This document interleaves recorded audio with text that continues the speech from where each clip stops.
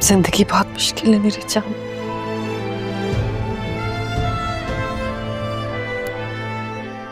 लोगों का क्या है, वो तो इल्जाम लगाते थे किरदार पर, नीयत पर, किस्मत पर, लेकिन सच तो वही होता है ना जो हमारे दिल के अंदर होता है।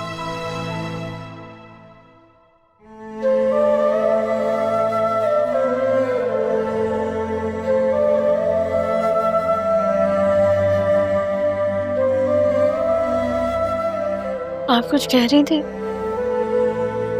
क्या हुआ? आप अपने आप से बात कर रही थी? नहीं, तुमसे बात कर रही थी। सॉरी, मैं सो गई थी। क्या हुआ?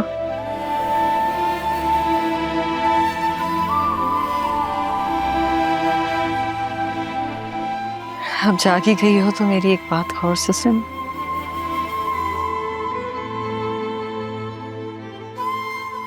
तुम्हें अब अपनी किस्मत से खुद लड़ना होगा। किसी के झूठ से हार नहीं सकती, और ना ही अपनी किस्मत को बेगुनाही के अंधेरे से निकालकर सूरज बना सकती हो जो हर इल्जाम खत्म कर दे। मैं पहले भी किसी से नहीं डरती थी, नहीं दुनिया से, नहीं दुनिया के इल्जामों से।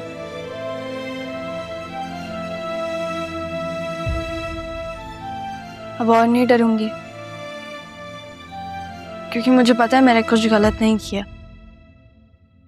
बल्कि मेरे साथ तो गलत हुआ है। बस मैं एक चीज चाहती हूँ, आप मुझे छोड़ के कहीं नहीं जाइएगा, कहीं पे भी नहीं। आपको पता है, मुझे लगता था मैं बहुत मजबूत हूँ, अब पता चला है कि नहीं, मैं बस अंदर से बहुत खाली हूँ। आपके बिना नहीं हो पाएगा, आप नहीं जाइएगा। कहीं नहीं जाऊंगी, तुम्हारे पास ही रहूंगी हमेशा। मैं कल रात तक आप पे बहुत गुस्सा थी, अपने बाप पे भी थी, पर फिर मुझे एहसास हुआ कि कल सब मुझ पे इल्जाम लगा रहे थे ना, तो सिर्फ एक इंसान ने मेरे किरदार की गवाही दी, वो मेरा बाप था। लेकिन सिर्फ मेरी नहीं, उन्होंने आपके किरदार की भी गवाही दी।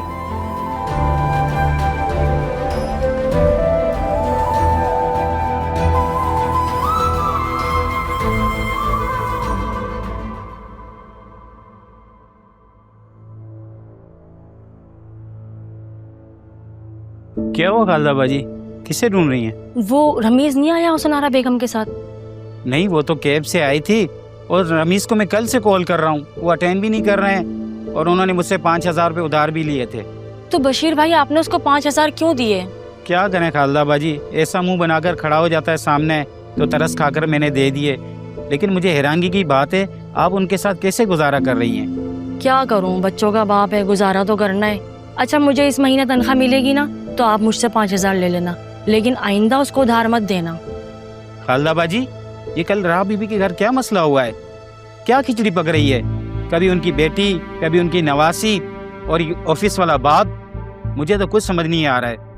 और ऊपर से ये अरमान, सारी जिंदगी उसने घर पे गुजारी है, और वो भी ऐसा कर गए। अफसोस, तौबा का मकाम है। मुझे तो अपनी परेशानी में कुछ याद ही नहीं रहा, और ना ही कुछ पता चला कि इस घर में हो क्या रहा है। अच्छा याद दिलाया, मैं राह बीबी को देखूं, कल से उनका पता नहीं क्या हाल है। राबी भी लग तो ठीक रही थी, मैं भी गया था, फोन भी बंद जा रहा था।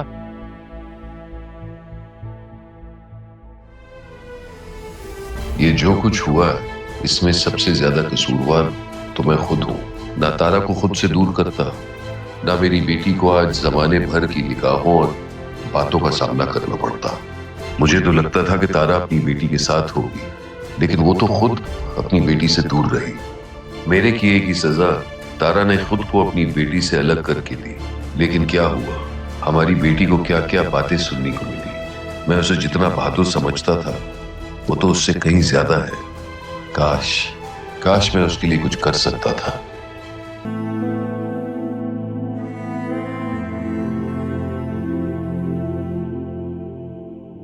आपने इसे यहाँ इसलिए छोड़ा था ना कि आपका साया इस पर ना पड़े।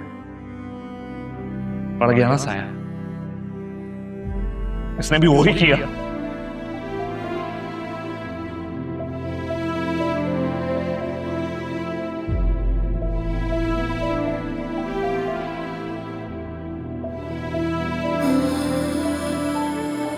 शुक्र करें वसीम भाई, जरीन का निकाह इससे नहीं हुआ। पता नहीं निकाह नामे पे हम बाप का नाम कहां से लाते।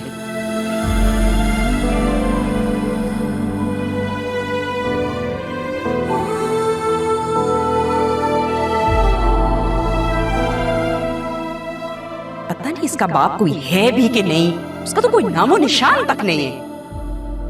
ये मेरा खून है, वजूद है इसके बाप का। मेरी बेटी है ये, मेरा नाम कबीर हुसैन है।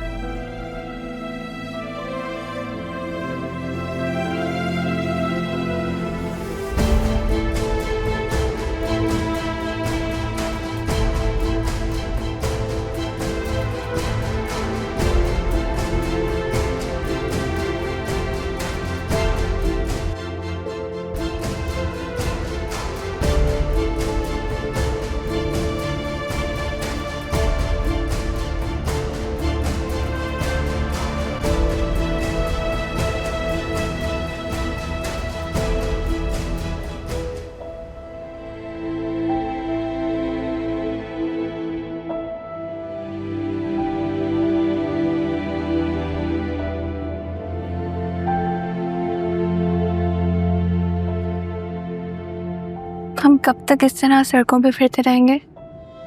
आपने तो कहा था कि आपका घर करीब में ही है। हाँ कहा था,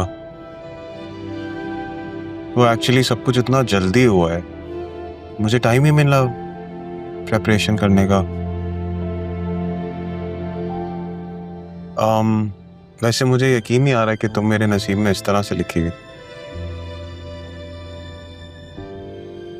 सच कहूं तो मुझे भी लगा था कि शायद मैंने आपको खो दिया। देख लो, अब हम साथ हैं।